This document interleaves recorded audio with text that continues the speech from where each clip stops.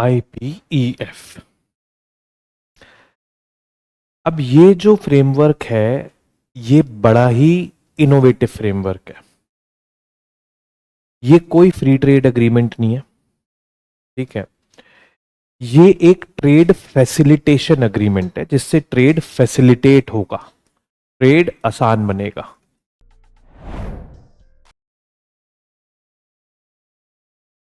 Trade facilitation. इस agreement में 4 pillars हैं, ठीक है। ये यूनिक क्यों है मैं बताऊंगा अभी, बट पहले लिखते हैं 4 पिलर्स ऑफ IPEF।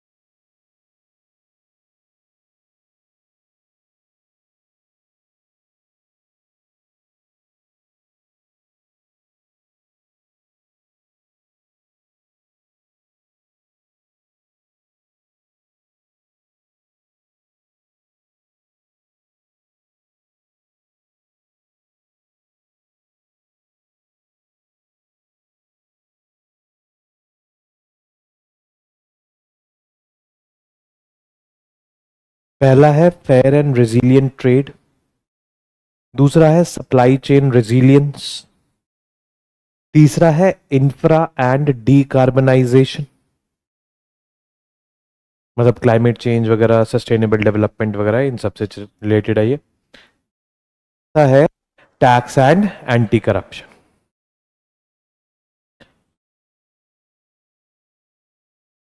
हर एक पिलर के बारे में थोड़ा थोड़ा बता देता हूं। फेयर एंड रेजिलियंट ट्रेड मतलब कि ट्रेड बढ़ाना चाह रहे हैं। फेयर ट्रेड मतलब कि आप बेसिकली डंपिंग मत करो, आप अननेसेसरी अपने करेंसी को डी वैल्यू मत करो। डी वैल्यू अगर आप अपनी करेंसी को करते हो, लेट सपोज आज की डेट में डॉलर 70 रुपीज का है, मैं मतलब गवर्नमेंट ऑफ इंडिया उसको डी वैल्यू करके 80 रुपीज का कर देती है, ठीक है। तो इसमें क्या होगा, जो एक्सपोर्टर्स हैं वो पहले लेट सपोज $10 का एक्सपोर्ट कर रहा था कोई एक प्रोडक्ट, ठीक है, तो उसको मिल रहे थे कितने, 700 रुपए। वो वही सेम प्रोडक्ट एक्सपोर्ट कर रहा है, $10 का ही कर रहा है, अब उसको मिल रहे 800 रुपए, क्योंकि डी वैल्यू हो गई है करेंसी। तो डी वैल्यू जब भी होती है तो आपके एक्सपोर्टर्स को बेनिफिट होता, बट इंडिया जैसी कंट्री करती नहीं है इसको, डी वैल्यू करेंसी को। क्यों? क्योंकि भाई हमारे इंपोर्ट्स ज्यादा हैं as compare to exports. Devalue अगर हम करेंगे तो हमारे इंपोर्ट्स भी तो महंगे होंगे ना, और इंपोर्ट्स जब ज्यादा है एक्सपोर्ट्स से तो डी वैल्यू करने का कोई बहुत ज्यादा मतलब नहीं बनता। चाइना करता है इसको, चाइना में एक्सपोर्ट्स ज्यादा है एज कंपेयर टू इंपोर्ट्स। तो ये सब मत करो, मतलब फेयर ट्रेड ये होता है कि जैसा है मार्केट फोर्सेस पे डिपेंडेंट रहने दो अपनी करेंसी की वैल्यू को, ठीक है। तो इस तरीके से supply chain resilience I have already explained क्या है, ठीक है।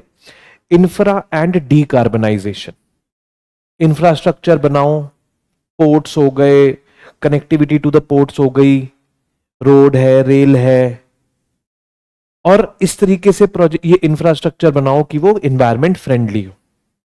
जैसे कि मैंने बताया था कि जो वेस्टर्न कंट्रीज हैं, G7 कंट्रीज है, उनका एक प्रोग्राम है to counter the belt initiative. कौन सा है वो प्रोग्राम उनका है? बताया था या नहीं बताया था? पहले तो ये बता दो। बताया था, अब बताओ कौन सा था। हाँ कोई बात नहीं, ट्राई करो, मेरे को देख के करो। पर PGII, program for global infra and investment. Ports बनाने हैं, कनेक्टिविटी प्रोजेक्ट्स बनाने हैं, ताकि वो क्यों बना रहे हैं हम ये पोर्ट्स वगैरह, ये China belt and road initiative क्यों बना रहा है? अल्टीमेट ऑब्जेक्टिव है कि भाई ट्रेड हो सके, ट्रेड फैसिलिटेट हो सके। वो देखने के लिए थोड़ी है, टूरिज्म के लिए थोड़ी बन रहे हैं पोर्ट्स वगैरह या कनेक्टिविटी प्रोजेक्ट्स वगैरह। मतलब वो बढ़ेगी उससे, बट मेनली तो ट्रेड फैसिलिटेट होगा, ठीक है। And last is tax and anti corruption. ये क्या चीज है भाई? अब एक एग्जांपल देता हूं। ये बोर्ड है, लेट सपोज, ठीक है। मैं यहां इंडिया में बैठा हूं, मैंने ये सर्च किया, मेरे को ये बोर्ड खरीदना है, लेट सपोज मैंने सर्च किया digital board dealers around me, ठीक है। अब क्या होगा, गूगल पे मैं सर्च कर रहा हूं, गूगल पे जब भी आप सर्च करोगे एक लिस्टिंग खुलेगी ऐसे, ठीक है। अब जब लिस्टिंग खुलती है तो कई सारी लिस्टिंग्स में आप देखोगे ऐसा लिखा होता है एडी,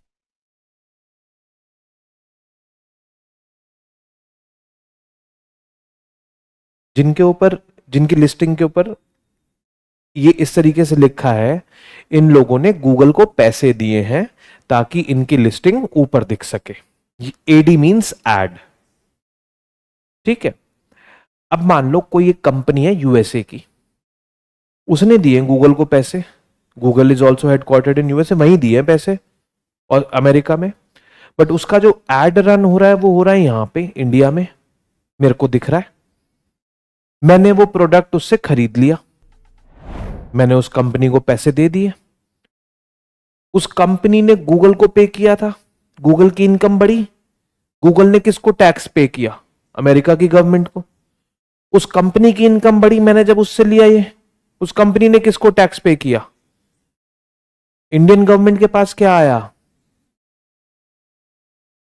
अब यही प्रॉब्लम है, digitalisation in globalisation is leading to phenomenons. Amazon पे होता, अमेजॉन पे ग्लोबल सेलर्स हैं, वो अपना प्रोडक्ट लिस्ट कर रहे हैं और अमेजॉन तो पूरी दुनिया में दिखता ही है आपको। यूरोपियन यूनियन ने तो चालू कर दिया है टैक्स लगाना कंपनीज पे, इंडियन गवर्नमेंट ने भी, जो गूगल टैक्स आपने सुना होगा, है ना, वो यही है एक्चुअली में। भाई तुम बिजनेस कर रहे हो इंडिया में, बिजनेस करवा रहे हो, मतलब पैसे ले रहे हो इंडियन से, इंडियन गवर्नमेंट आपको पता है टैक्स के लिए कितनी वो रहती है ना, तो हमारे को कुछ नहीं दोगे? ऐसा कैसे हो सकता है? 6% से उसको ड्रॉप करके 4% कर दिया था, फिर कई कई चीजों में 2% भी कर दिया, तो इट इज लाइक दिस। तो इस पे भी हमारी कोऑर्डिनेशन होनी चाहिए। इन सब चीजों से क्या ट्रेड फैसिलिटेट होगा?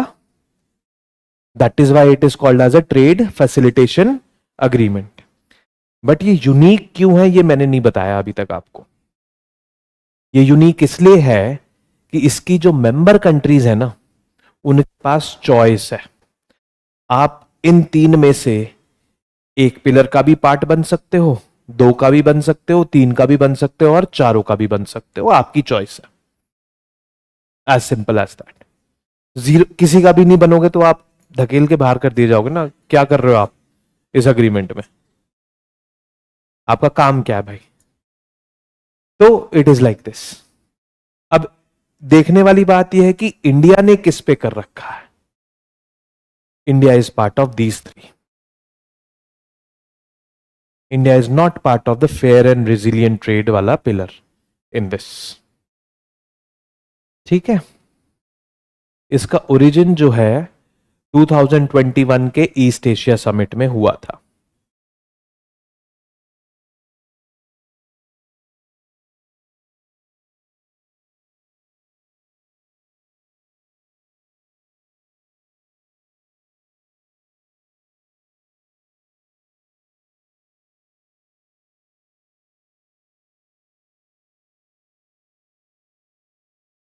मेंबर कंट्रीज लिख लो।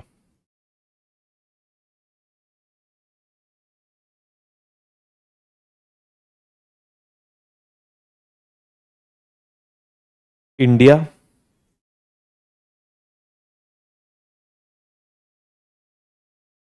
Thailand,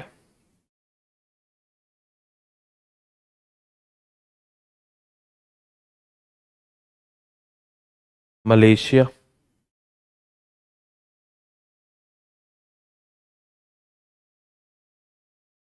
Singapore,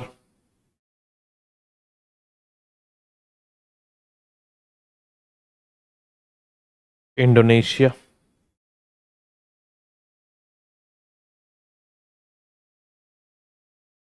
Vietnam,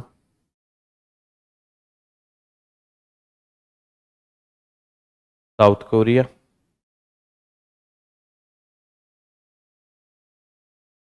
Japan,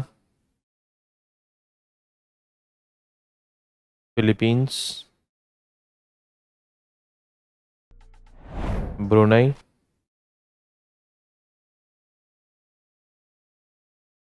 Australia, New Zealand, Fiji and USA. USA.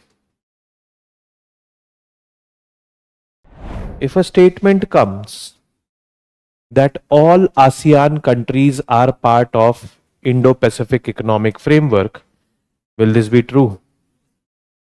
This will not be true. Myanmar नहीं है और भी नहीं है, लाओस नहीं है, कंबोडिया नहीं है। ठीक है जी। अब इंडिया ने चौथा पिलर क्यों छोड़ा? देखो जी, कोई ऑफिशियल एक्सप्लेनेशन नहीं है बाय द इंडियन ऑफिशियल्स कि why did we not join the fourth pillar.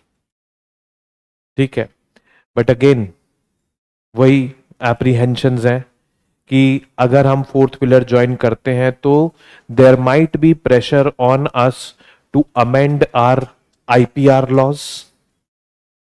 USA है भाई यहां पे, we should not forget to amend our labour laws as well. Labour laws हमारे जो है वो एम्प्लॉय फ्रेंडली है, not employer friendly. Employer friendly में हायर फायर बहुत इजी होता है। यूएसए चाहता है कि हम थोड़ा सा अपने लेबर लॉज को एम्प्लॉयर फ्रेंडली करें, तो वो चीज नहीं हो पाएगी। ठीक है, इंडिया के जो प्राइम मिनिस्टर हैं वो कहते हैं कि इस ऑर्गेनाइजेशन का जो सक्सेस है इट डिपेंड्स ऑन 3 T's। पहला है ट्रस्ट, आपस में जो 14 मेंबर कंट्रीज हैं ये एक दूसरे पे ट्रस्ट करें। दूसरा है ट्रांसपेरेंसी, ट्रांसपेरेंसी रहे, ऐसा ना हो कि यूएसए अपने डोमिनेंस के चक्कर में कई सारी डील्स लेस ट्रांसपेरेंट या नॉन ट्रांसपेरेंट रखे। And third is timeliness, timeliness चीजों का इंप्लीमेंटेशन होना चाहिए यहां पे। ठीक है, तो ये चीज है, तभी ये सक्सेसफुल हो पाएगी, नहीं तो नहीं हो पाएगी।